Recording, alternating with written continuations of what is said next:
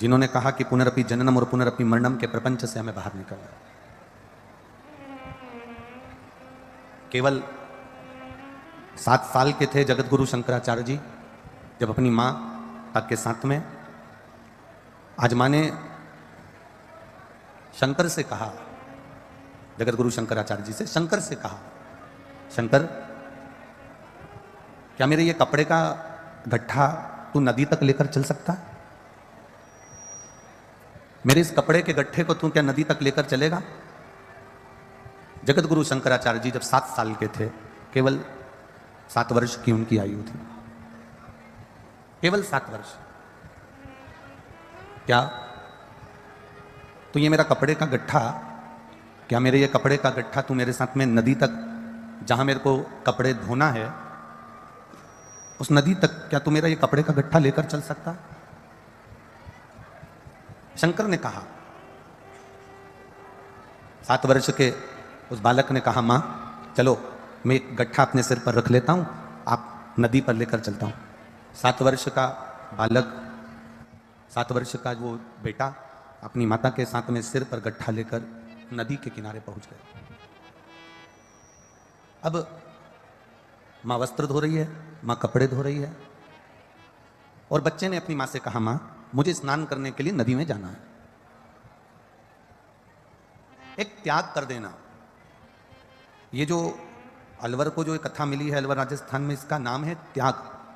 शंकर भगवान को पाने के लिए कोई कहे कि तुम घर त्याग दो, कोई कह दे तुम परिवार त्याग दो, कोई कह दे तुम ये त्याग दो, कोई कह दे तुम वो त्याग दो। शिव महापुराण की कथा कहती है शिव को पाने के लिए परिवार में रहो, कुटुंब में रहो, नाते रिश्तों में रहो। बस त्याग करना है तो अपने गलत विचारों का, अपनी गलत सोच का, अपनी गलत दृष्टि का, अपने गलत कर्म का, हमारी गलत खान पीन का, हमारे गलत पहनावे का, हमारे गलत विचारों का हमको त्याग करना।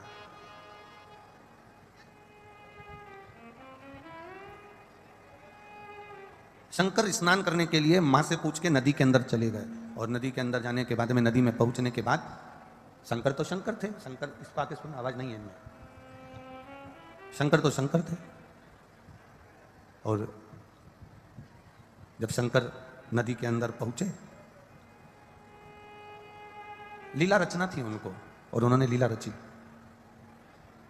गहरे पानी में पहुंचकर शंकर ने आवाज लगाना चालू करा, मां मेरे पांवों को मगर ने पकड़ लिया, छोड़ नहीं रहा। 7 वर्ष के जगत गुरु शंकराचार्य जी थे, उनका नाम छोटा सा बालक शंकर पानी के अंदर खड़ा होकर कह रहा है, मां मेरे पांव को मगर ने पकड़ लिया, वो छोड़ नहीं रहा। मां रोने लगी, झटपटाने लगी, बड़े बड़े पत्थर मां नदी में फेंकने लगी। पर बच्चा चिल्लाया, मां ये मगर मुझे नहीं छोड़ता, मां ये मगर मुझे नहीं छोड़ रहा, मां कुछ तो कर, मां ये मगर, ये ग्रह मुझे छोड़ नहीं रहा। मां ने पूरा प्रयास करा, मगर का पांव, मगर बालक का पांव नहीं छोड़ रहा। तब बालक ने अपनी मां से कहा, मां अगर ये मगर मेरा पांव नहीं छोड़ रहा तो तू एक काम कर, हाथ की अंजलि में जल ले ले, और जल लेकर कह दे, आज से ये शंकर बेटा तेरा नहीं है, आज से ये शंकर बेटा शंकर भगवान का है। बस इतना कह दे। दुनिया वस्तुओं का त्याग करती है, दुनिया भोजन का त्याग करती है, दुनिया ढेर सारी सामग्री का त्याग करती है, ढेर सारी वस्तुओं का त्याग करती है। पर शंकर कह रहे हैं, मां तू एक काम कर, मेरा त्याग कर दे और मुझे शंकर भगवान को दे दे। मां ने अंजलि में जल लिया, और जल लेकर कहा, आज से ये मेरा बेटा नहीं है, आज से भोलेनाथ ये तुम्हारा बेटा है, अब तुम इसको बचाओ चाहे मारो, ये तुम्हारी मर्जी है। शंकर उस बालक ने बस इतना सुना, और मगर से पांव छुड़ाकर बालक बाहर आ गया। बाहर आते से अपनी मां से कहा, मां अब मैं जा रहा हूं। 7 साल का बेटा अपनी मां से कह रहा है, अब मैं जा रहा हूं। मां ने पूछा, कहां? शंकर कहते हैं, अब मेरी मर्जी में कहां जाऊं, क्योंकि तूने मुझे शंकर भगवान को दे दिया, तूने मुझे शिव जी को दे दिया, तूने मुझे उगरदानी को दे दिया, तूने मुझे शंकर भगवान को दे दिया। मां अगर तूने मुझे शिव जी को दे दिया है तो फिर अब मेरे को तेरे साथ में नहीं रहना, अब मैं शिव का हो गया, अब मैं शंकर का हो गया, अब मुझे शिव प्राप्त हो गया। अब मुझे शंकर मिल गया। मां 7 वर्ष के बेटे शंकर को शिव को दे दिया और शंकर शिव के हो गए। इतनी तप साधना, कोई वस्तुओं की चाह से परे। और वही शंकर जगत गुरु शंकराचार्य के नाम से विख्यात हो गए। 7 वर्ष की अवस्था थी, 7 वर्ष की अवस्था में परमात्मा के भजन में चित्त लगा लिया। हम आपसे ये कभी नहीं कहेंगे कि आप अपना घर त्याग दो या परिवार त्याग दो या अपने परिवार को या कुटुंब को त्यागो या अपनी जमीन जायदाद त्यागो। तुम कुछ मत त्यागो। अपना जमीन छोड़िए, अपना दुकान छोड़िए, अपना अपना घर छोड़िए, ना आपका परिवार छोड़िए। बस इतना स्मरण अपने भीतर होना चाहिए कि हम परमात्मा को, जैसे शंकर की माता से कहा कि तू मुझे शिव को दे दे, उसी तरह हम आपसे कहना चाहेंगे तुम अपने घर में रहना, परिवार में रहना, कुटुंब में रहना, रिश्ते नातों में रहना, सबके साथ रहो, पर एक बार मन में ये संकल्प कर लेना कि हम किसी के नहीं हैं। अगर हम हैं तो हमारे देव अधिदेव महादेव के हैं, इसके सिवाय किसी के। अब वो जैसा रखे, अब वो खिलाएगा तो हम खाएंगे, वो पिलाएगा तो हम पिएंगे, वो रखाएगा हम रहेंगे, वो पहनाएगा हम पहनेंगे। ये उसकी मर्जी है, ये उसके चित्तवृत्ति, ये उसका विचार, ये उसकी सोच, उसकी दृष्टि, वो कैसा रख रहा।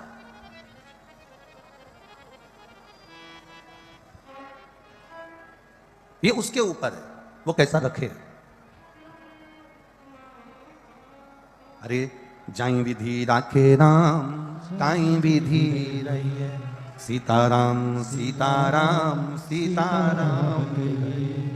किया अभिमान तो फिर मान नहीं पाएगा, होगा वही प्यारे जो मेरे राम जी को भाएगा। फल आशा त्याग शुभ काम करते रहिए, जाई विधि राखे राम, ताई विधि। फिर वो जैसा रखे। हम एक बार बस शिव के हो गए, हम एक बार शंकर के हो गए, शंकर हमारे हो गए, फिर उनके ऊपर है कि वो रखे कैसे। त्याग की मूलता में हम हमारी गलत सोचों का त्याग कर दें। शिवजी ने सती माता का त्याग कर दिया था केवल एक झूठ के चक्कर में। एक विश्वास जागृत नहीं कर पाई माता सती ने विश्वास को जागृत नहीं करा, और एक झूठ माता सती ने कह दिया कि मैंने सीता जी की कोई परीक्षा नहीं दी, माता जानकी की मैंने कोई परीक्षा नहीं। आप अपने परिवार में रह रहे हो, आप अपने घर में रह रहे हो, आप अपने कुटुंब में, अपनी समाज में रह रहे हो, तो झूठ की जिंदगी मत जीना। दिखावट, बनावट, सजावट की जिंदगी से दूर हो जाओ। ये 3 जिंदगी मनुष्य को बर्बाद कर देती है। पहले नंबर पर है दिखावट। ज्यादा दिखावा मत करना, नहीं तो एक दिन कर्जे में लदालूम हो जाओगे। बनावट, अपनी बात को बनाकर मत बोलो, जो बोलना है सब सही बोलो। बनावट की जिंदगी से परे होइए। आज के जमाने में व्यक्ति बनावट की बात इतनी कर देता है, जब शादी संबंध करने जाते हैं तो इतनी बनावट की बात करेगा, साहब लड़का तो ऐसा है, लड़का तो वैसा है, लड़की तो ऐसी है, लड़की तो वैसी है, साहब उनके माता पिता तो ऐसे हैं, उनके मामा जी तो ऐसे हैं, उनके काका जी तो ऐसे हैं, उनके रिश्तेदार तो ऐसे हैं। ये बनावट की बातें हमारे सनातन धर्म के लिए श्रेष्ठ नहीं है। दिखावट, बनावट और तीसरे नंबर पर सजावट, ये श्रेष्ठ नहीं है। अपनी श्रेष्ठ जिंदगी जीने के लिए हमें दिखावे की जिंदगी से बाहर निकलना पड़ेगा। आज के जमाने में व्यक्ति इतना दिखावा करना चाहता है, मेरे पास तो गाड़ी है, मेरे पास तो बंगला है, मेरे पास तो ये है, मेरे पास तो वो है। ये दिखावे की जिंदगी से आप परे हो जाओ, दिखावे की जिंदगी से आप बाहर हो जाओ।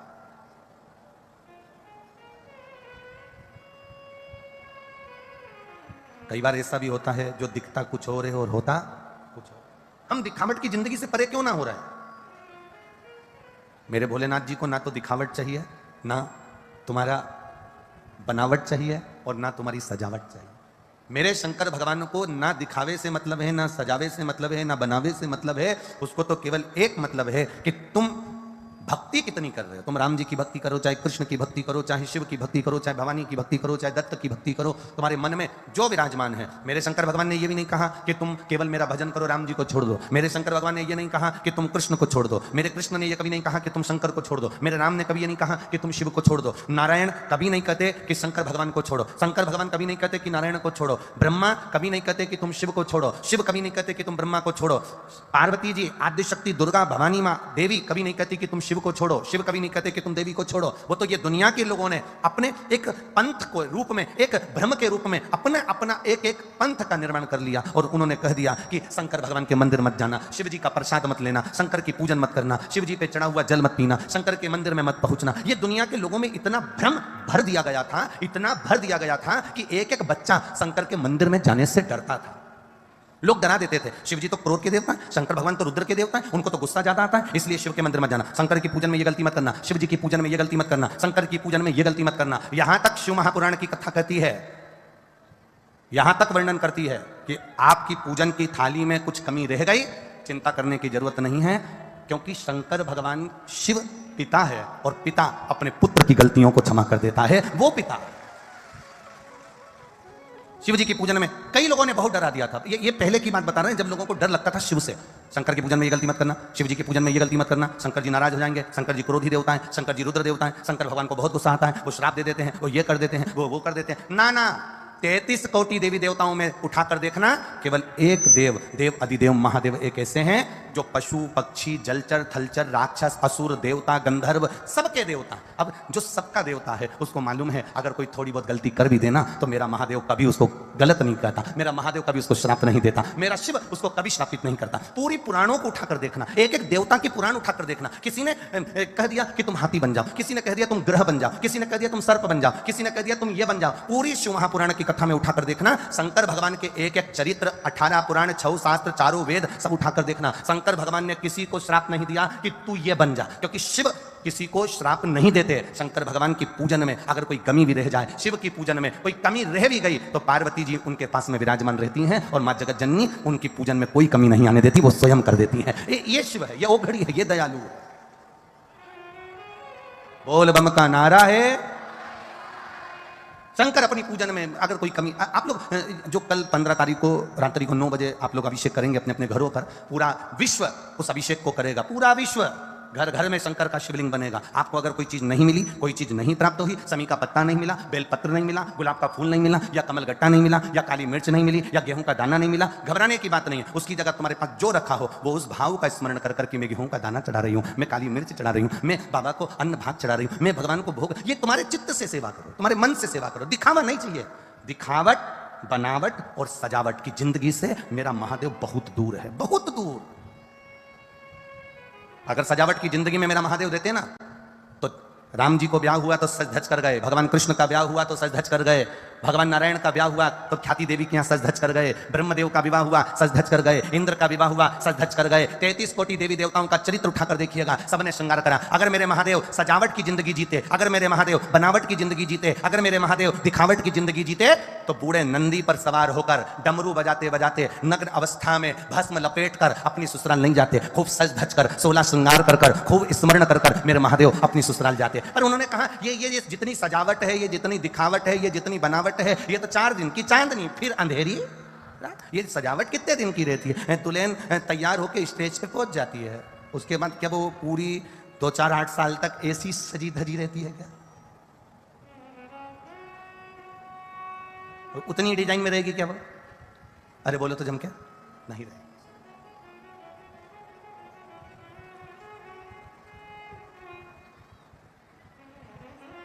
वो उतनी सजी धजी नहीं रहेगी, पर शिव कथा कहती है कि दुल्हन दुल्हन ही रहती है। दुल्हन बोलो बोलो जम के, दुल्हन ही रहती है। देखो किसी लड़के की शादी को 12-15 साल हो जाए तो भी लड़के को कोई दूल्हा नहीं कहता, पर लड़की को बोलचाल की भाषा में घर के लोग कह देते हैं, क्यों छोटी दुल्हन नहीं दिख रही? बोलो बोलते कि नहीं बोलते? क्यों वो बड़ी दुल्हन कहां गई? आज तक किसी ने बोलचाल की भाषा में यह कहा कि वो बड़ा दूल्हा कहां गया, कि बड़ा छोटा दूल्हा कहां गया? लड़का एक बार दूल्हा बनने के बाद उसके बाद उसको दूल्हा कोई नहीं कहता, पर दुल्हन जो 16 श्रृंगार करने वाली है, जो अपना घर त्याग कर, अपने पिता की देहली त्याग कर अपने पति की देहली पर पांव रखती है ना, वो जिंदगी भर के लिए दुल्हन बन जाती है। उसको कहा जाता है छोटी दुल्हन कहां है, बड़ी दुल्हन कहां है, छोटी दुल्हन को बुला दो, बड़ी दुल्हन को बुला दो। वो दुल्हन आखिरी तक भी, भले वो 70 साल की हो गई, 60 साल की हो गई, तो भी उसके घर के बुजुर्ग लोग 50 साल की होने के बाद भी कि छोटी दुल्हन कहां है, छोटी दुल्हन कहां है, बड़ी दुल्हन कहां है? दुल्हन दुल्हन रहती है। ये जरूरी नहीं है कि तुम बहुत श्रृंगार करके रहोगी, 1 घंटे तक पेंसिल से लाइन खींचोगी, फिर डब्बा भरोगी, फिर आंखों में ऐसा काला काला सा जैसी चिपकाओगी, तब तुम दुल्हन कहलाओगी। ना ना ना ना, शिव महापुराण की कथा कहती है दिखावे से कोई दुल्हन नहीं होता। तुमने अपने पति के साथ 7 फेरे लिए और तुम दुल्हन बन गई, बस उस दिन से तुम दुल्हन बनी और बन गई।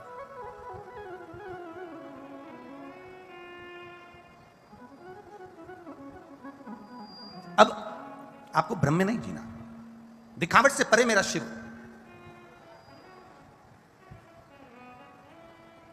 तुम शिव जी को दिखावट पसंद नहीं है, शिव जी को बनावट पसंद नहीं है। बनावट नहीं शंकर भगवान को प्रिय। 2 संत थे, आपस में झगड़ लिए। 2 संत आपस में झगड़ रहे हैं। एक संत दिन रात बैठकर भगवान का भजन करता है, वो कहता है बड़ा मैं हूं। दूसरा संत भोजन बनाकर भगवान को भोग लगाता है, भोग लगाकर जो थाली वापस आती है उसको खा जाता है, भोजन कर लिया। सवेरे भी ऐसे ही करता है, शाम को भी ऐसे ही करता है, और जितना समय मिलता है भगवान की भक्ति करता है, और भोजन बनाया, भगवान को भोग लगाया और खाया। 2 संत आपस में झगड़ लिए। 2 संत, एक दिन रात भगवान की भक्ति में लगा और एक भोजन बनाता, भगवान को भोग लगाता और खा लेता। अब जो भक्ति करने वाला है वो कह रहा है बड़ा मैं हूं, जो भोजन करा रहा है भगवान को और खा रहा है वो कहता है बड़ा मैं हूं। दोनों में झगड़ा हो गया, दोनों में लड़ाई हो गई। लड़ाई हुई तब उसी समय पर श्री देवऋषि नारद का आगमन हुआ। संतों के विवाद को कौन समाप्त कर सकता है? संतों के विवाद को कौन समाप्त करे? तो वो देवऋषि नारद आ गए, देवताओं के ऋषि देवऋषि। और देवऋषि नारद जी ने आकर पूछा क्या बात है, हुआ क्या? जो दिन रात भजन करने वाला है उसने कहा मैं बड़ा हूं, और जो भोग लगाकर भोजन कर रहा है, जितना समय मिला भगवान की भक्ति कर रहा है, वो कह रहा है बड़ा मैं हूं। दोनों को लड़ता हुआ देखकर देवऋषि नारद ने कहा इसका निर्णय मैं कल दूंगा। नारद जी जो तप साधना में लगा था, दिन रात भगवान की भक्ति में लगा था, नारद जी उसके पास में एक हीरे की अंगूठी छोड़कर चले गए। और नारद जी जो भगवान को भोग लगाता था और भोग लगाकर भोजन ग्रहण करता था, नारद जी भगवान के सिंहासन के पास जहां वो भोग रखता था उसके पास में एक अंगूठी रखकर चले गए। दोनों जगह पर हीरे की अंगूठी रखी है देवऋषि नारद, दोनों जगह।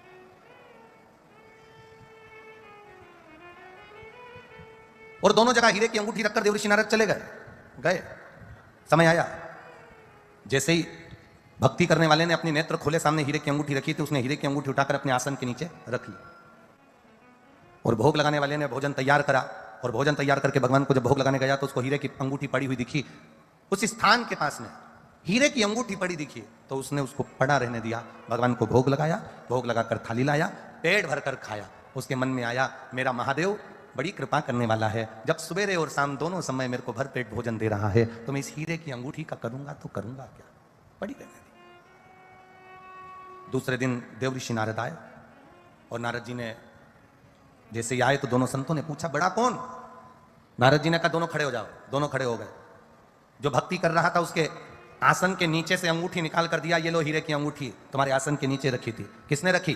तो कहता है महाराज यहां पड़ी हुई मिली थी, मैंने उठाकर अपने आसन के नीचे रख ली थी। भगवान देवऋषि नारद ने कहा एक अंगूठी तुमको मिली, तुमने आसन के नीचे रख ली, एक अंगूठी इसको मिली, भोजन की थाली के पास पड़ी रही पर इसने उठाई नहीं, और भगवान को भोग लगाया और आया और भोजन कर लिया। देवऋषि नारद कहते हैं अगर दिन रात आंखें बंद कर कर बैठे रहोगे, दिन रात नेत्र बंद कर कर बैठे रहोगे, भक्ति में लगे रहोगे, उसके बाद भी हीरे की अंगूठी में तुम्हारी आसक्ति थी जो तुमने आसन के नीचे रख ली, और इसने अपनी आसक्ति को भगवान की भक्ति में लगा दिया। भोग लगाता, खाता, जितनी देर समय मिलता भजन करता, अंगूठी को हाथ तक नहीं लगाया। अब तुम बताओ कि सही भक्त ये है कि तुम हो? तब जो दिन रात भजन में लगा था उसने चरण पकड़ लिए अपने मित्र के। मित्र, मैं समझता था कि मैं आंख बंद करके बैठा हूं कि भगवान मुझे मिल जाएगा, मैं नेत्र बंद करके बैठा हूं मुझे भगवान मिल जाएगा, मैंने चंदन का तिलक लगा लिया मुझे भगवान मिल जाएगा, मैंने बाल बढ़ा लिए मुझे भगवान मिल जाएगा, मैंने कपड़े चेंज कर लिए भगवान मिल जाएगा, मुझे वस्त्र चेंज कर लिए भगवान मिल जाएगा, मैंने अपना गाने का तरीका बदल लिया भगवान मिल जाएगा, आसन लगा के बैठ गया भगवान मिल जाएगा, माला पकड़ कर बैठ गया भगवान मिल जाएगा, गौमुखी लेकर बैठ गया भगवान मिल जाएगा, दिन रात मंदिर में जाकर बैठ गया भगवान मिल जाएगा, नदी के तट पर जाकर बैठ गया भगवान मिल जाएगा, भगवान तो कथा में जाकर बैठ गया भगवान मिल जाएगा। बहुत कठिन बात है भाई, तुम बैठ सब दूर जाओगे पर ये मन को परमात्मा तक पहुंचाना पड़ेगा, तब वो परमात्मा मिलता है, बैठने से परमात्मा नहीं मिलता। बैठने से नहीं मिलता। यहाँ लाखों लाखों लोग आते हैं, पुष्कर जी में कथा हुई, लाखों भक्त पहुंचे। ये अलवर में कथा चल रही है, रोज यजमान परिवार खंडेलवाल जी, विनोद जी रोज प्रतिदिन पंडाल बढ़वाते हैं, रोज प्रतिदिन बिछात बढ़वाते हैं, रोज लाखों लाखों लोग कथा में पहुंच रहे हैं। तुम्हारे पहुंचने से हम ये नहीं कहेंगे कि तुम इतनी संख्या में आ गए तो तुम सबका कल्याण भगवान कर। कल्याण उसका होता है जो चित्तवृत्ति से कथा को अपने भीतर उतारता है और अपने जीने के तरीके को थोड़ा सा बदल लेता है। झूठ कपट की जिंदगी से दूर हो जाता है, असत्यता की जिंदगी से दूर हो जाता है। थोड़ी सी कथा को अपने अंदर उतारो, केवल यहां से सुनी, यहां से निकाल दी, बच्ची कुची थी कपड़ा में से झड़ा दी, थोड़ी बहुत नाचने के लिए खड़े हुए तो सब झटक कर नीचे पटक दी, और घर गए तो लोगों ने पूछा कथा बहुत अच्छी हुई, तुमने सुनी थी? हाँ सुनी थी। क्या बोले महाराज जी? भजन अच्छा गाया था। नहीं, भजन तो गाया था, पर कथा अपनी जिंदगी में क्या उतारी? हमने अपने जीवन को सार्थकता क्या प्रदान करी? भीड़ बढ़ाना मूल उद्देश्य नहीं होता। भीड़ तो एक बेवड़ा शराब पीकर, मदिरा पीकर रोड पर गिर जाए या गाली देना चालू कर जाए तो भीड़ तो वहां पे भी इकट्ठी हो जाती है, पर बेवड़े को देखकर भीड़ जो इकट्ठी होती है वो भीड़ में और इस भीड़ में अंतर है। वहां जो भीड़ होती है वो गाली सुनने वालों की होती है, और यहां जो भीड़ होती है वो भगवत भजन करने वालों की होती है।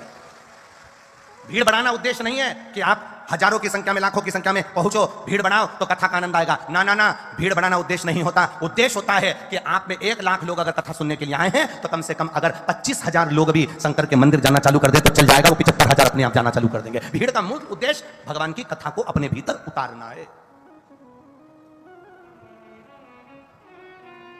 दिखावे की जिंदगी से दूर हो जाओ भाई। हो दिखावट मेरे शंकर भगवान को नहीं प्रिय है। अपने दिल से जुड़ो। एक पत्र आया देखिए,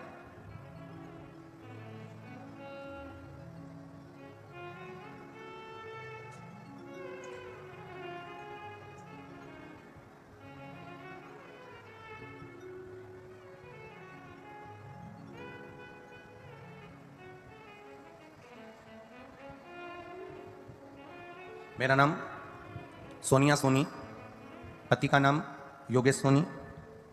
मैं बजाजा बाजार हकीम जी की गली अलवर से हूँ। यही लिखा ना, हकीम जी की गली, सही है ना? मेरा नाम सोनिया सोनी, पति का नाम योगेश सोनी। मैं बजाजा बाजार ही है, बजाजा बाजार हकीम जी की गली अलवर से हूँ। कहीं बैठी हो तो हाथ हिला सकती हैं, कहीं अगर बैठी हो तो हाथ हिला सकती हैं, जहाँ भी बैठी। हकीम जी की गली अलवर से हूँ। एक लोटे जल का, एक बेलपत्र का क्या बखान करूं गुरुजी। मेरे भोले बाबा ने मेरे बच्चे को नया जीवन दिया है। मेरा बेटा 8 वर्ष का है गुरुजी। जब वो 5 वर्ष का था तब पेट में उसको दर्द हुआ। डॉक्टरों के पास लेकर गए तो डॉक्टरों ने सारी जांच करी पर मालूम नहीं पड़ा। फिर वापिस जांचें करना प्रारंभ करा। तब जयपुर की जांचों में आया कि मेरे बेटे को गेहूं का एलर्जी है। वो कभी जिंदगी में गेहूं नहीं खा सकता, अन्न नहीं खा सकता। बड़े दुखी हुए गुरुजी। ट्रीटमेंट चलता रहा, इलाज चलता रहा, पर वो ठीक नहीं हुआ गुरुदेव। बाद में किसी के कहने पर आपकी कथा सुनना प्रारंभ करा और 2 बार पशुपतिनाथ का व्रत किया। 3 साल तक मेरे बेटे ने बहुत दवाइयां खाई पर उसको आराम नहीं मिला। गुरुजी, मेरा बेटा रोता था कि मैं कभी अन्न नहीं खा पाऊंगा, मैं क्या कभी भोजन नहीं कर पाऊंगा। रोता था। डॉक्टरों ने कहा था ये दवाई उसकी जिंदगी भर चलेगी क्योंकि उसको अन्न की एलर्जी है। तभी मैंने अपने बेटे को और मैंने पशुपतिनाथ का व्रत का स्मरण किया और बेटे को रोज मंदिर लेकर जाती, शंकर जी पे जल चढ़वाती, बेटे को उसी मंदिर में जल पिलवा देती।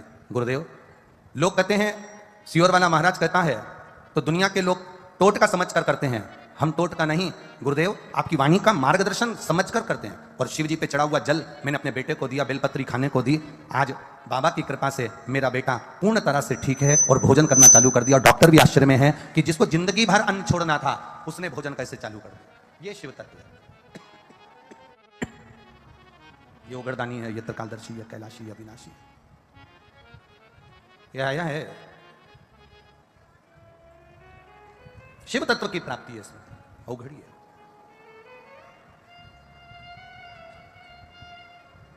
सोनिया सोनी, पति योगेश जी सोनी आए हुए हैं क्या? बचाया साथ में, शिव कृपा। उघड़दानी है, उसके आगे सब फीका है। आप दिखावे से दूर हो जाइए। बैठो मां, बैठो, बैठ जाओ, बैठ जाओ, भी बैठ जाओ। दिखावे से दूर हो जाओ। आप जितना दिखावे से दूर हो गए उतना शिव के करीब हो गए, उतना करीब। दिखावट, बनावटी बातों से कभी शंकर प्रिय नहीं लगे। कई लोग ऐसे हैं शिव जी के मंदिर जाते हैं और बनावटी बातों में लग जाते हैं। मैं भगवान शंकर की आराधना करता हूं, शिव तांडव स्तोत्र का पाठ करता हूं, रुद्राष्टाध्यायी मुझे कंठस्थ पड़ा हुआ है। मैं जितना भगवान का भजन करता हूं शिव जी का उतना कोई नहीं करता। जिस समय मेरे राम जी ने समुद्र के तट पर रामेश्वर धाम की स्थापना करी थी, लंका में बैठा हुआ रावण इसी तरह से शब्द कह रहा था, राम क्या शिव की पूजन करेगा, राम क्या शंकर भगवान की पूजन करेगा। जो पूजन मैंने करी है, जो पूजन मैं कर सकता हूं, जो आराधना मैं कर सकता हूं, वो लंकाधिपति रावण कर रहा है, वो राम नहीं कर सकते। जो मैंने करी है, जो मैं कर सकता हूं, वो राम नहीं कर सकते। रावण चीख कर चिल्ला कर कह रहा है। ऐसे कई हैं जो आपकी बुद्धि को विपरीतता की ओर लेकर जाएंगे, बनावटी बातें कहकर। मुझे रुद्राष्टाध्यायी आता है, मुझे शिव तांडव स्तोत्र आता है, मुझे ये आता है, मुझे वो आता है। अरे दुनिया के लोगों को क्या मालूम, एक लोटा पानी लेकर आ गए, शंकर जी को चढ़ाया, चले गए, उनको क्या आता है। फिर वही वाली बात आ गई, एक विद्वत जन मंत्रों पर मंत्र बोल रहे थे और एक स्कूल का छोटा सा बच्चा शंकर जी को जल चढ़ाने आया था, शिव जी को जल चढ़ाने के लिए आया, और जल चढ़ाने आया तो उसने पंडित जी को देखा कि वो मंत्र बोल रहे हैं। छोटा सा बच्चा भी चालू हो गया, बड़बड़ बड़बड़ करना चालू कर दिया। पंडित जी ने पूछ लिया, मैं इतने मंत्र बोलता हूं, क्या तुझे मंत्र आते हैं जो तू मुंह चला रहा है। हाँ, छोटा सा बच्चा था जिद्दी, उसने कह दिया आते। बच्चा बच्चा होता, उसने कह दिया आते आते हैं सारे मंत्र, सारे स्त्रोत। बच्चे ने कहा आते। बोल के बता। जल डालते जलते बोला, ABCDEFGHIJKLMNOPQRS TUVWXY। आ से अनार का, आ से आम का, का से कबूतर, खा से खरगोश, गा से गमला, घा से घड़ी, आ से। पंडित जी ने कहा ये क्या बोल रहा है। बच्चा कहता है आपने जितने स्तोत्र पढ़े वो भी इन्हीं अक्षर के अंदर हैं। भगवान को मालूम है अक्षर में जमा लेगा, भगवान को मालूम है अक्षर कहां जमाना है। भगवान तुम्हारी बनावटी बातों से कभी प्रसन्न नहीं हो सकता। मेरा भगवान अगर प्रसन्न होता है तो तुम जो दिल से अगर उसको पुकार लो, दिल से कह लो, वो तुम्हारे सामने प्रकट होकर वर देकर चला जाता है। उसे बनावटी पसंद नहीं है, बनावटी पसंद।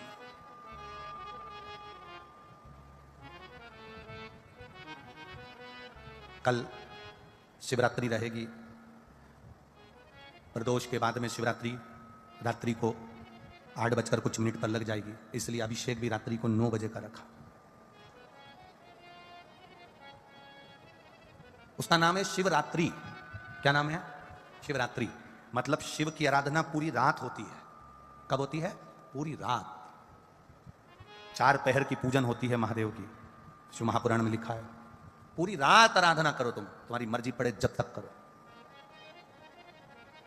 शिवरात्रि कोई भोग और वासना की रात्रि नहीं है, आसक्तियों की रात्रि नहीं है। शिवरात्रि मेरे महादेव को प्रसन्न करने की और उसकी भक्ति की रात्रि है। शंकर की कथा कहती है, शिव महापुराण की कथा कहती है, सावन के महीने में जो शिवरात्रि आती है, उस शिवरात्रि के दिन जो अपने घर में पार्थिव शिवलिंग का निर्माण कर कर भगवान शिव की आराधना करता है, शंकर का आराधना कर कर, शिव की स्तुति कर कर शंकर को अपने घर में जो निमंत्रण देता है, अर्थात शिवलिंग बनाना, उसकी आराधना करना, उसकी पूजन करना, शंकर की आराधना अपने घर में बैठकर करता है। शिव महापुराण की कथा कहती है उसके घर में महादेव नित्य उसके घर में नूतनता प्रदान करता है और उसके कार्य को सफल करता है। यह श्रावण की शिवरात्रि। करो रात्रि में भजन उसका, करो रात्रि में स्मरण उसका, 9 बजे से 10 बजे तक करो उसकी आराधना। मुख से बोलते रहना। अनुष्ठान में अगर यहां पंडित जी जब अनुष्ठान कराएंगे, पूजन कराएंगे, तब आपको कुछ ना आए, उस समय पर आप केवल एक उच्चारण करते रहना, या तो नमः शिवाय या ओम नमः शिवाय, ना बन सके तो श्री शिवाय नमस्तुभ्यम बोलते रहना। शंकर का गुणगान करते रहो, श्री शिवाय नमस्तुभ्यम। मैं शिव आपको नमन करता हूं, प्रणाम करता हूं। कुछ नहीं है मेरे पास, क्या दूं मैं आपको। दुनिया के लोग दूध चढ़ाकर सोचते हो कि बहुत बड़ा काम कर रहे हैं, पर भक्त जो होता है ना, वो अपने दोष शंकर को दिखा देता है, अपने दोष शिव को दिखा देता है। भक्त, सच्चा भक्त अपने दोष दिखाएगा भगवान को, सच्चा भक्त।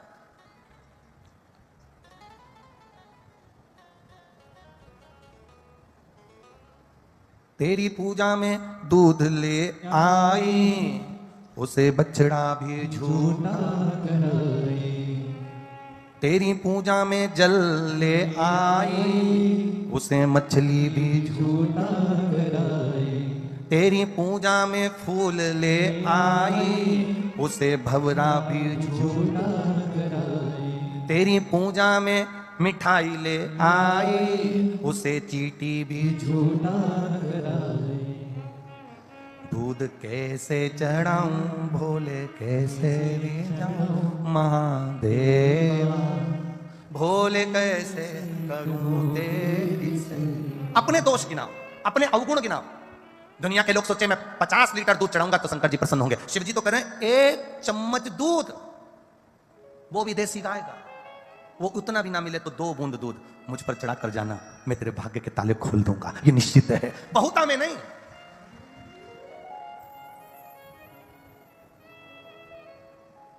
एक बार एक डॉक्टर साहब, बड़े बड़े विद्वान डॉक्टर, बड़े विद्वान, वो एक संत से भिड़ गए। संत कहते थे भगवान दिल में रहता है। भगवान कहां रहता है? बोलो बोलो जम के, दिल में रहता है। डॉक्टर साहब भिड़ गए, बड़े विद्वान थे, सर्जरी करा करते थे, ऑपरेशन किया करते थे। एक दिन डॉक्टर साहब ने संत से आकर कहा, क्यों फालतू के प्रवचन देते हो, फालतू की चीजें बोलते हो, ये कोई बोलने वाली बात है कि भगवान दिल में रहता है? मैंने हार्ट के कम से कम 500 ऑपरेशन करे, एक भी हार्ट के अंदर, एक भी दिल के अंदर मुझे भोलेनाथ नहीं मिले। डॉक्टर कह रहा है, ए पंडित, ए संत, साधु, सन्यासी, तपस्वी, साधक, उपासक, क्यों झूठ बोल रहे हो? इतनी बड़ी बड़ी व्यासपीठ पर बैठते हो, प्रवचन देते हो, क्यों झूठ बोल रहे हो कि भगवान दिल में रहता है, हृदय में रहता है, हार्ट में रहता है? मैंने 500 ऑपरेशन करे, 500 सर्जरी करी, देश में विदेश में जाकर, इतने दिल खोले, इतने हार्ट खोले, एक हार्ट में मुझे महादेव नहीं मिले, दिल में कहीं मुझे महादेव नहीं मिले, फिर क्यों झूठा प्रवचन देते हो?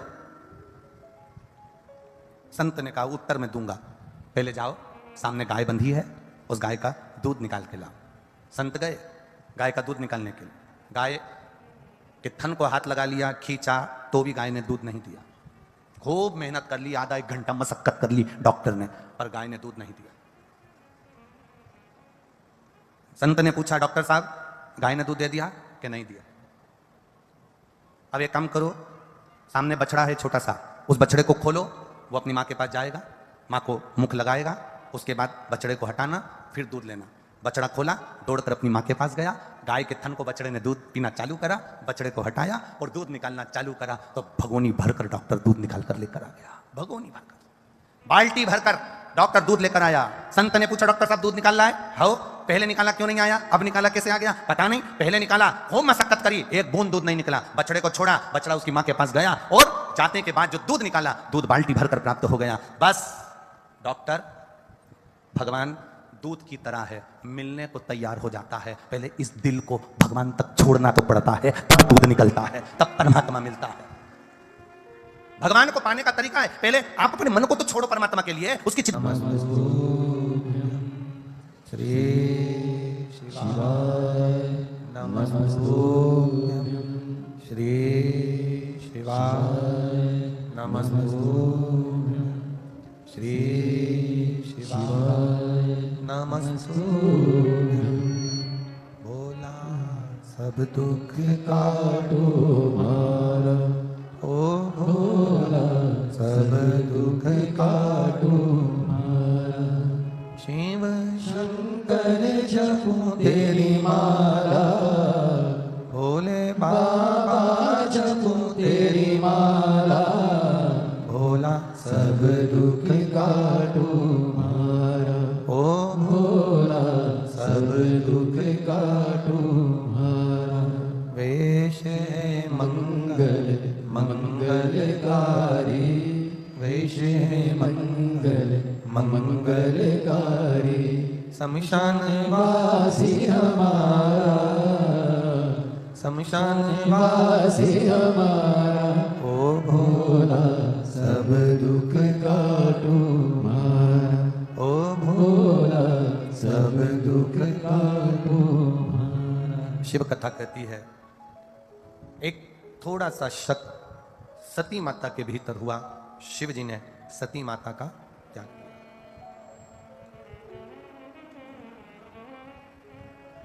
त्याग, मां सती परीक्षा जरूर लेकर आ गई, माता सती परीक्षा जरूर ली है माता सती ने, पर शिव जी ने ध्यान लगाकर देखा कि यह सती परीक्षा जरूर ली है, पर इसने विश्वास को तोड़ा है, भरोसे को त्यागा। बनावटी जो भाषा होती है, बनावटी जो बातें होती हैं, बनावटी जो भाषा बोली जाती है, वो रिश्ते को तोड़ देती है, संबंधों को समाप्त कर देती है।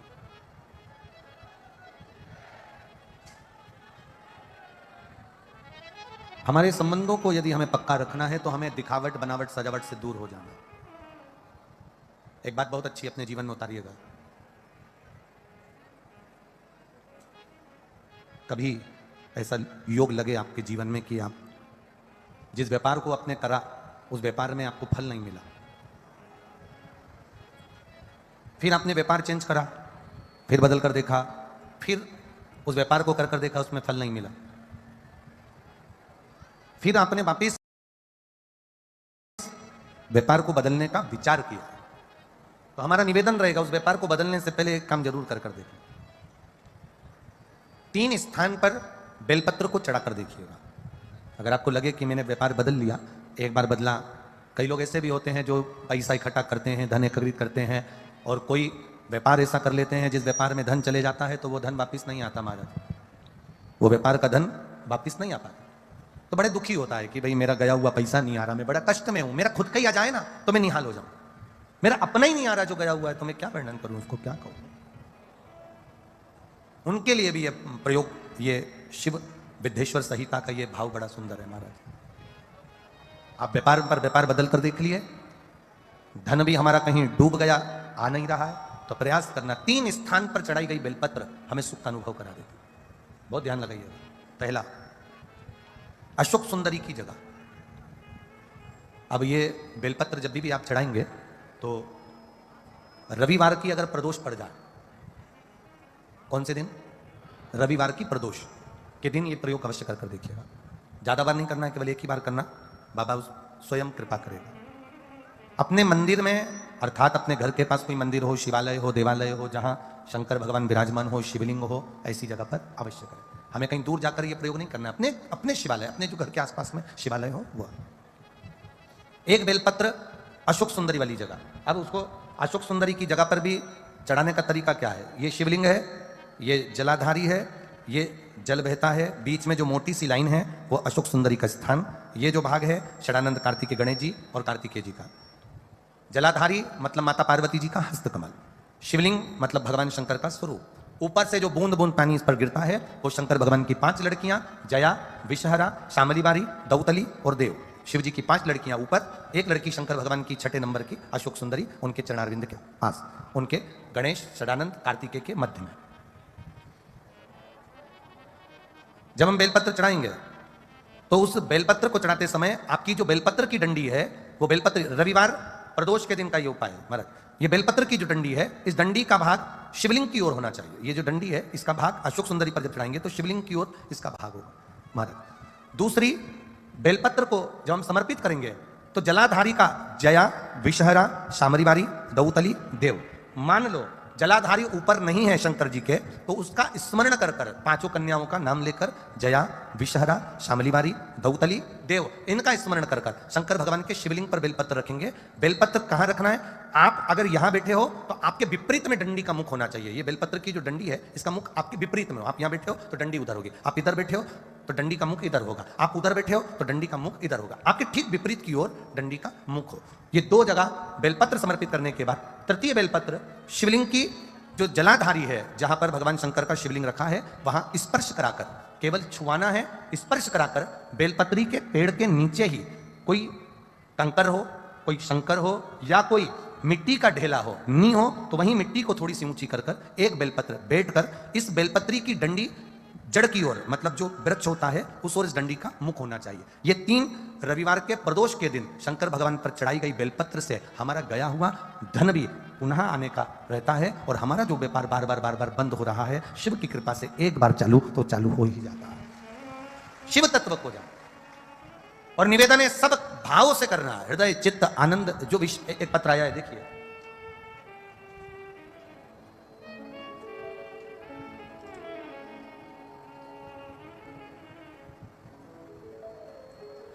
मैं सुशीला देवी भिवानी राजस्थान से आई हूं। कहीं बैठी हो सुशीला देवी तो हाथ हिला सकती हैं। भिवानी राजस्थान, मैं सुशीला देवी भिवानी राजस्थान से आई हूं। गुरुदेव, मैं बाबा का क्या वर्णन करूं। मेरा लड़का सरकारी नौकरी की तैयारी कर रहा था पर उसका जॉब नहीं लग पा रहा था। तब मैंने आपकी पंच बेलपत्र का प्रयोग करवाया और पंच बेलपत्र वाला प्रयोग कराया तो बाबा की कृपा से, पशुपतिनाथ की कृपा से मेरे बेटे का सरकारी जॉब लग गया। इसलिए मैं बाबा को यहां प्रणाम करने के लिए आई हूं। यह शिव तत्व है, तो घड़ी है। और ऐसे कई पत्र हैं जिन पत्रों में आप लोगों की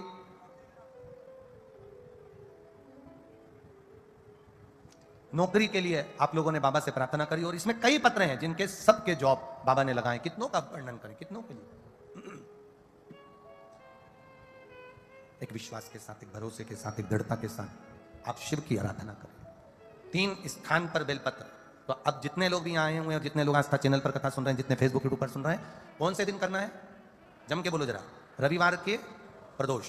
पहला बेलपत्र बोलते जाओ जम के, अशोक सुंदरी। दूसरा बेलपत्र शंकर भगवान के, जम के बोलिए, जम के बोलो जरा। दूसरा बेलपत्र शिव लिंग के ऊपर 5 कन्याओं का स्मरण कर नाम बोलेंगे सभी। जया, विषहरा, श्यामली बारी, दौतली, देव, ये 5 कन्याओं का स्मरण करके शिवलिंग। तीसरा बेलपत्र जलाधारी, जहां शिवलिंग रखा हुआ है उस जलाधारी पर स्पर्श कराकर, और वो बेलपत्र का भाग ले जाकर बेलपत्र के वृक्ष के नीचे। अब बेलपत्र के वृक्ष के नीचे ऐसा क्या होता है गुरुजी कि बेलपत्र के वृक्ष के नीचे भी बेलपत्र चढ़ाने का फल मिलता है? ऐसा है क्या? तो महाराज कुर्म पुराण अध्याय 23 कभी ध्यान से पढ़ना उसको, स्कंद पुराण को ध्यान से पढ़ना। कभी मौका मिल जाए तो गर्ग संहिता को स्मरण करिएगा, और कभी मौका मिल जाए तो विष्णु पुराण, नारद पुराण का स्मरण करिएगा, और कभी मौका मिल जाए अगर हो तो नरसिंह पुराण का भी स्मरण कर कर आप उसमें पढ़ेंगे कि बेलपत्र के पेड़ के नीचे एक बार भगवान नारायण ने लक्ष्मी को सेवा के लिए रोका है। एक बेलपत्र के वृक्ष के नीचे मां लक्ष्मी, मां सरस्वती, मां गायत्री, मां सावित्री, मां अंबा, जगदंबा, जगतधात्री, दुर्गा, सारी देवियां, सारे भैरव, सारी भैरवी, सारे देवता उस बेलपत्र के वृक्ष के नीचे रहते हैं। प्रदोष के दिन ये केवल एक सहजता बात नहीं है महाराज। 12 महीने की शिवरात्रि, हर महीने एक शिवरात्रि आती है, 12 महीने प्रदोष आती है, और भगवान शंकर का स्वरूप हम लोग जब पूजते हैं, स्मरण करते हैं। हम तो कई बार कह चुके हैं महाराज। इसमें एक पत्र किसी ने भेजा है, उस पत्र में किसी बहन ने लिखा कि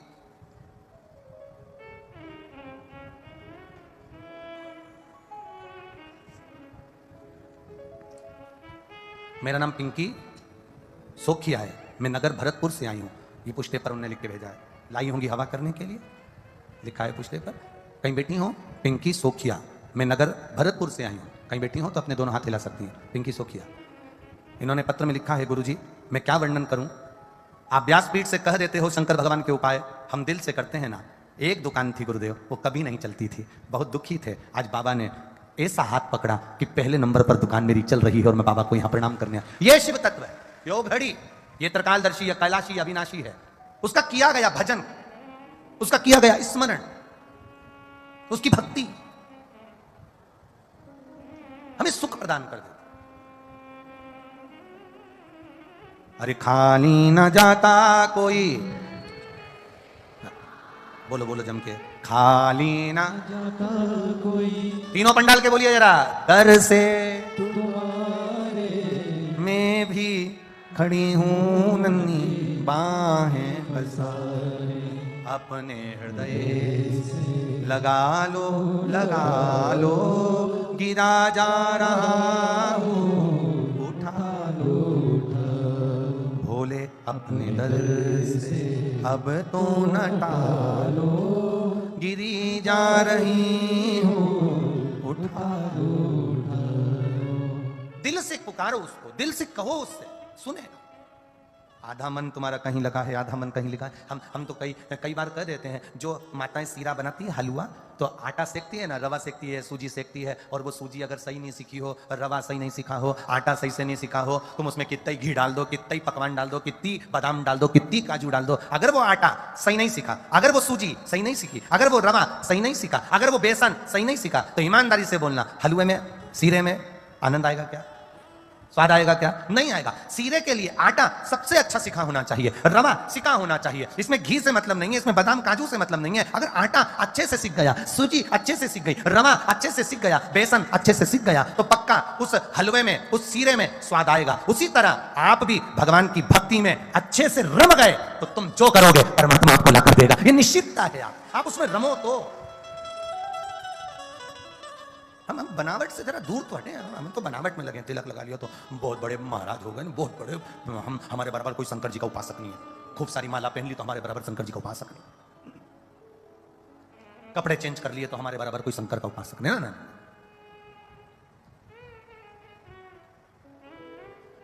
आप थोड़ा दूर हटो इन सबसे। दिखावट, बनावट की भाषा भगवान शिव को प्रिय नहीं है। सती मैया ने बनावट की भाषा में आकर एक शब्द कह दिया, मैंने कोई परीक्षा ही नहीं ली, असत्य बोल गई मां। एक झूठ व्यक्ति की जिंदगी को बर्बाद कर देता है। एक कौवे को एक हंसनी पसंद आ गई। कौवा उस हंसनी को अपने घर लिया है। अब हंस को बड़ा दुख हुआ। हंस ने थाने में जाकर रिपोर्ट कर दी, मेरी हंसनी को कौवा ले गया, मुझे मेरी हंसनी दिलवा दो। थानेदार ने रिपोर्ट लिख ली, केस चालू हो गया, अदालत में बात पहुंच गई।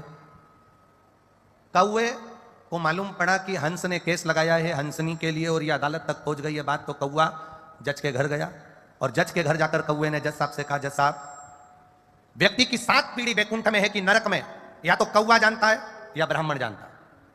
इसलिए श्राद्ध में दोनों की महाप्रसादी होती है, दोनों का भोजन होता है। ब्राह्मण भी जानता है कि 7 पीढ़ी कहां है और कौवा भी जानता है 7 पीढ़ी कहां। मैं आपकी 7 पीढ़ी को देख रहा हूं, आपके दादा परदादा को देख रहा हूं। मैं, अगर तुमने मेरा एक काम कर दिया, हंसनी को मेरा बना दिया अदालत में, मैं तुम्हें जीते जी तुम्हारी 7 पीढ़ी से मिला दूंगा। जज साहब बस एक काम तुम्हें करना है, मेरी हंसनी बना देना है। कौवा कहकर चले गया। जज साहब कुर्सी पर बैठ गए, निर्णय चालू हुआ। निर्णय सुनते सुनते जज साहब ने निर्णय दे दिया कि हंसनी हंस की नहीं, हंसनी तो कौवे की है। हाहाकार मच गया पूरी अदालत में, यह निर्णय गलत हुआ है। पर बोले तो बोले कौन, निर्णय जज ने दिया है। जज ने निर्णय दिया, हंस रोता हुआ बाहर निकल गया। कौवे से जज साहब ने कहा, कौवे मैंने तेरा काम कर दिया, हंसनी को तेरा बना दिया, अब तू चल मेरे दादा परदादा से मेरी 7 पीढ़ी से मुझे मिलवा। तूने कहा था जीते जी मिलवाऊंगा। कौवा कहता है मेरे पीछे चलो। कौवा आगे आगे उड़कर चला, जज साहब गाड़ी लेकर पीछे पीछे चले। चलते चलते चलते चलते चलते एक घने जंगल में पहुंच गए। नगर से बाहर, खेड़े से बाहर, शहर से बाहर, गहरी खाई के पास पहुंच गए। कौवे ने जज साहब से कहा, आओ गाड़ी से बाहर निकलकर। जैसे ही जज गाड़ी से बाहर निकला, बहुत तेज बदबू आ रही थी। जज ने मुख पर रुमाल रखा, रुमाल रखकर कहता है यहाँ कहां लेकर आ गया। कौवा कहता है जज साहब आगे तो आओ। जज और आगे आए, एक मरा हुआ कुत्ता पड़ा था। उस मरे हुए कुत्ते के पास में 2 इल्लियां थी, एक सफेद एक काली। उसी समय पर कौवे ने कहा, जज साहब ये जो 2 इल्ली दिख रही है ये तुम्हारे दादाजी और तुम्हारी दादी जी हैं। कौवा तू तो कहता था मेरे दादा दादी बैकुंठ में, मेरे दादा दादी तो अच्छी जगह पर बैकुंठ में विराजमान है, तू तो मुझे जीते जी मिलवा रहा था, फिर ये नरक में मेरे दादा दादी को, मेरे माता पिता को तू इस नरक में क्यों दिखा रहा है। कौवा कहता है जज साहब जिस समय मैंने कहा था तुम्हारे दादा दादी बैकुंठ में ही थे, पर आपने अपनी कुर्सी पर बैठकर एक निर्णय गलत कर दिया, इसलिए तुम्हारे दादा दादी को नरक में फेंक दिया। एक निर्णय, एक झूठ, एक असत्य, एक अपशब्द तुम्हारी 7 पीढ़ी को उठाकर नरक में पटक देती है। दिन भर तुम मोबाइल पर कितना झूठ बोलते हो, दिन भर तुम कितना झूठ बोलते हो, तो तुम्हारे पूर्वज बैकुंठ में या पितृलोक में नहीं मिलने वाले, यहीं गटर में कहीं पड़े हुए मिलेंगे, उनको ढूंढना। एक झूठ 7 पीढ़ी को नरक में लाकर छोड़ देती है। तो दिन भर में कितना झूठ बोलते हो, कितना कपट करते हो, कितनी बेईमानी की जिंदगी जीते हो। जरा विचार करना कि हमारे पूर्वज क्या बैकुंठ में मिलने वाले हैं, हमारे पूर्वज क्या स्वर्ग में मिलने वाले। एक झूठ 7 पीढ़ी को नरक में पटक देता है। शंकर भगवान के सामने माता सती ने केवल एक झूठ बोला और उस झूठ का परिणाम यह निकला कि सती को भी प्राण त्यागना पड़े और सती के पिता को बकरे का मुंह लगाना पड़ा। एक झूठ उसके पिता को भी पशु बना देता। एक झूठ व्यक्ति की 7 पीढ़ी को नरक में ले जाकर पटक देता। और तुम झूठ बोलकर खुश हो रहे, मेरे बराबर कोई अप टू डेट नहीं। दिन भर झूठ बोलो मोबाइल पे, कोई पूछे कहाँ हो तो के दुकान पे लगाओ तो घर पे गए तो दुकान पे, यहाँ के हो तो वहाँ के हो तो वहाँ। 24 घंटा झूठ छल कपट प्रपंच की जिंदगी जी रहे और सोचे कि परमात्मा मेरे दिल की मुराद पूरी कर दे। भगवान के तेरे जैसा कपटी नहीं देखा संसार में। कहाँ आफत में पड़ा। दिल से पुकारो, अब कई लोग कहते हैं गुरुजी भगवान को रिझाने के लिए हम कौन कौन सा प्रयास करें। हम कहें पहला प्रयास, भगवान को दिखावट पसंद नहीं है, भगवान को बनावट पसंद नहीं है और भगवान को सजावट पसंद नहीं है। पहला प्रयास करना, जैसे हो वैसे रहो, जैसे बोलते हो वैसे रहो। अपनी जिंदगी को दिखावे से मत करना कि मैं बहुत अप टू डेट बनकर जाऊंगा तो किसी को प्रसन्न कर लूंगा। अच्छे कपड़े पहनकर, अच्छे आभूषण पहनकर आप दुनिया को प्रसन्न कर सकते हो, पर अच्छा मन रखकर तुम महादेव को प्रसन्न कर सकते हो। ये तुम्हारे भीतर की श्रेष्ठता।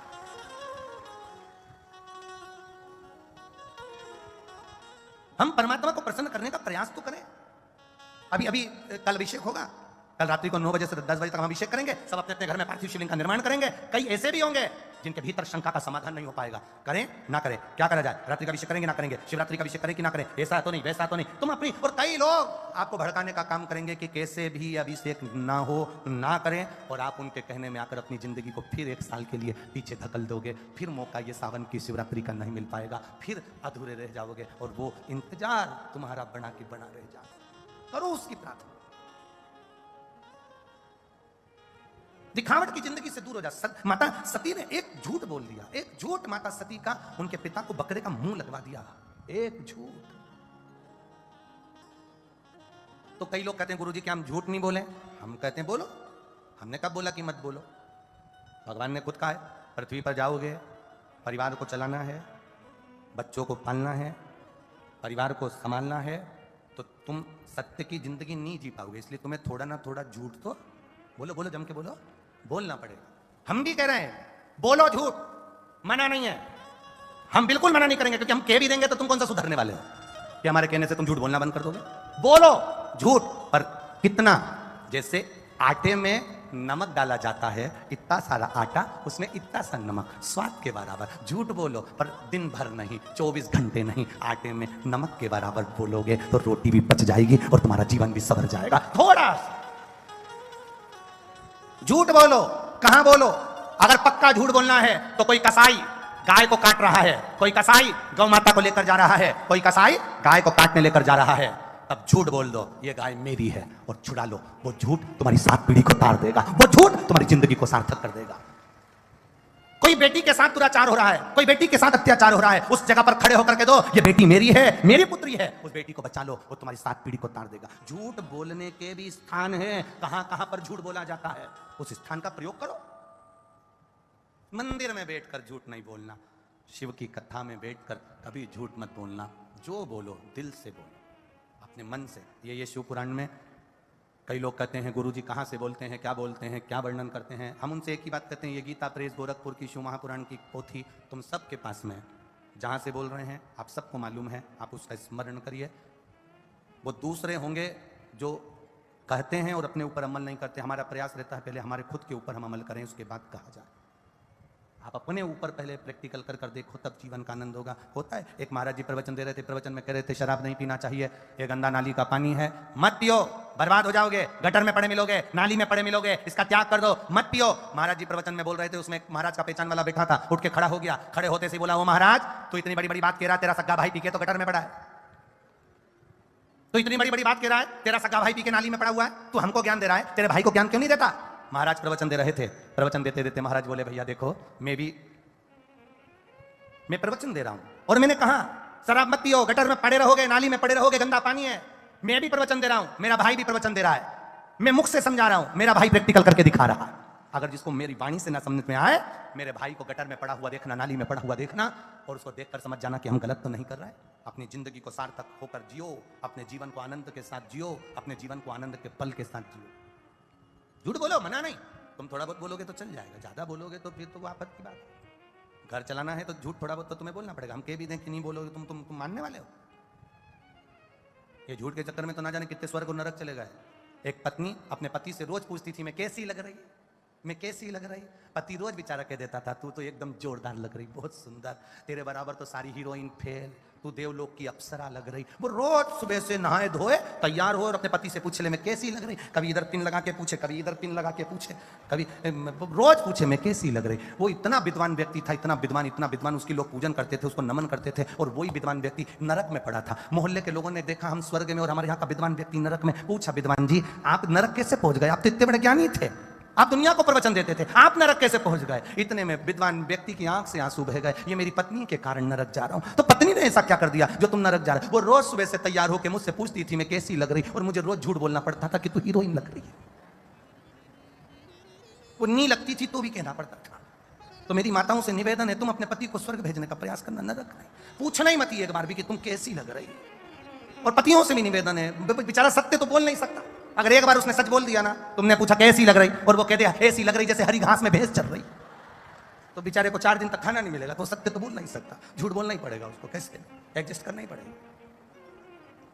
अरे मत बुरे कर्म कर बंदे वरना पछताएगा, भगवान की आंखों से तू बच नहीं पाएगा, तू बच नहीं पाएगा।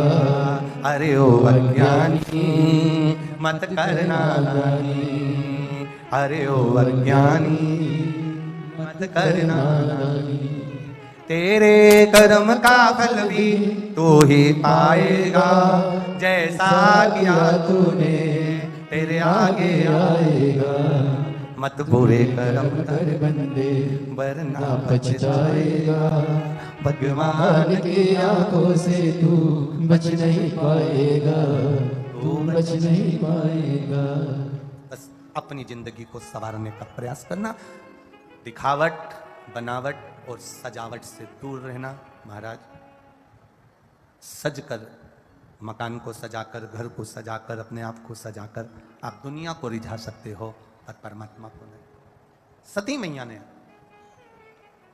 सब जा रहे हैं यज्ञ में, जिस यज्ञ को करने से पहले सभा लगी, शिवजी पहुंचे, शंकर भगवान उठकर अपने ससुर को प्रणाम नहीं करे, प्रणाम नहीं करे तो ससुर को क्रोध आ गया और उन्होंने श्राप दे दिया, हे शिव मैं तुम्हें श्राप देता हूं कि तुम शमशान में निवास करोगे। भोलेनाथ जी शमशान में रहने लगे। शंकर भगवान शमशान का श्राप सुनकर खुश बहुत हुए,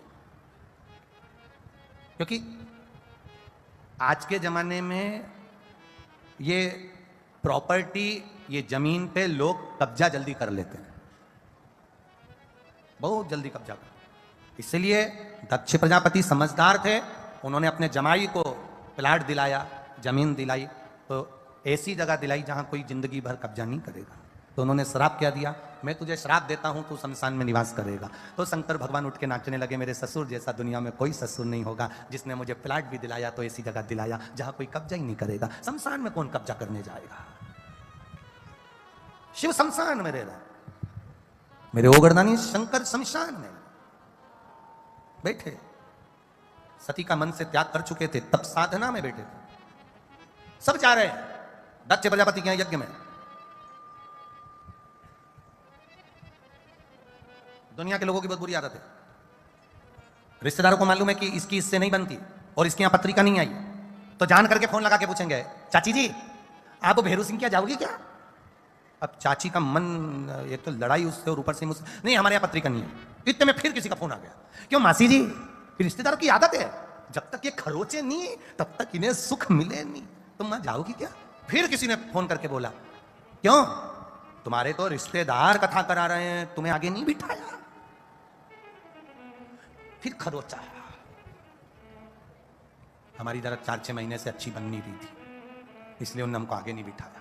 फिर किसी का फोन आया, क्यों मामी जी कथा हो रही तुम्हारे अलवर में, हमें आगे बिठा दो ना। क्यों मामी जी? अब फिर किसी ने खरोच दिया, फिर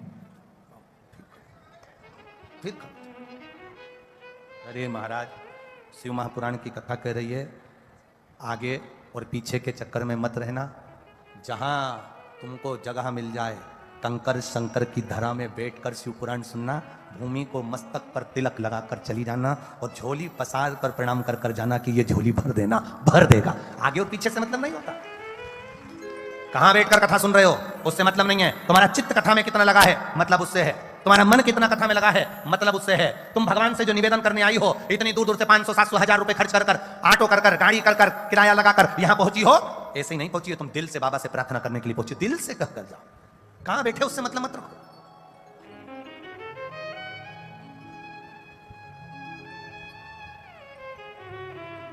सती मैया को कहा, सती का हृदय जला, उनके मन में आया कि मैं जाऊं। शिव जी से कहा मुझे जाना है, भोलेनाथ ने समझाया मत जाओ, क्या करोगी जाकर अपने पिता के यहां, उन्होंने नहीं बुलाया, नहीं मानी, चली गई। गई यज्ञशाला में कूद कर अपने प्राणों को त्याग दिया। बहुत बड़ी गलती कर गई सती मां, बहुत बड़ी गलती। प्राण छोड़े भी तो यज्ञशाला के अंदर छोड़े, यज्ञ कुंड में जली, गलती कर गई।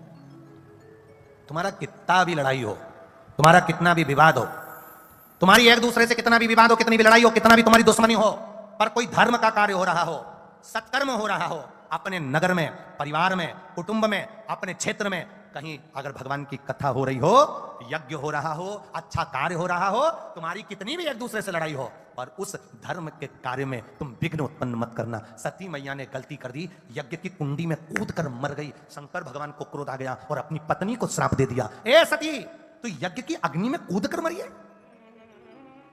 नगर में कार्य हो, अच्छा कार्य अपने नगर में हो रहा हो, यज्ञ हो रहा, अनुष्ठान हो रही, कथा हो रही है, शिव कथा, राम कथा, भागवत कथा, कुछ भी हो, बन सके तो उसमें सहयोग करो। टांग मत खींचना। अगर जो टांग खींचते हैं ना वो हाथ के रहते हैं ना टांग के रहते। टांग मत खींचना, बन सके तो सहयोग करना, बन सके तो सपोर्ट करना। सती तूने अग्नि में कूद कर, यज्ञ की अग्नि में कूद कर प्राण त्यागे, मैं तुझे श्राप देता हूं सती, तू कोयल की योनि पाएगी।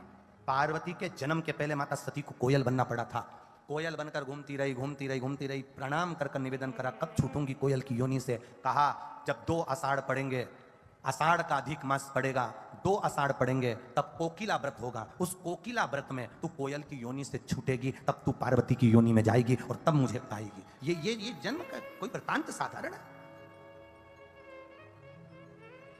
अपने नगर में कोई अच्छा कार्य हो रहा हो, यज्ञ हो रहा हो, भागवत हो रही हो, शिव पुराण हो रही हो, अच्छा कार्य हो, बन सके तुमसे बने तो सपोर्ट करो, तुमसे बने तो अच्छा काम करो, तुमसे बने तो हाथ बढ़ाकर आगे आगे सब कार्य करो, नहीं बने तो अपनी टांग बीच में मत अड़ाओ। जो टांग बीच में अड़ाता है या विघ्न डालने का प्रयास करता है वो शंकर की दृष्टि में आ जाता है। और शंकर जी अभी तो नहीं सल्टाता, पर बाद में ऐसा सल्टाता कि मुंडा दिखाने के काबिल नहीं छोड़ता।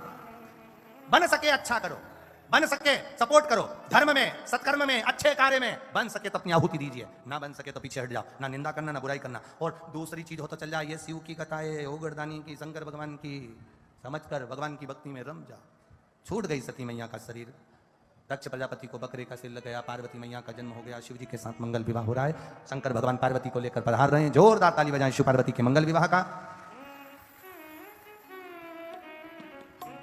श्री मुकेश भाकर रामनिवास जी गावड़िया द्वारा एक निर्माल्य विसर्जन का रथ बांदीकुई जिला दौसा राजस्थान में चलाया गया है। बहुत बहुत साधुवाद आप सभी।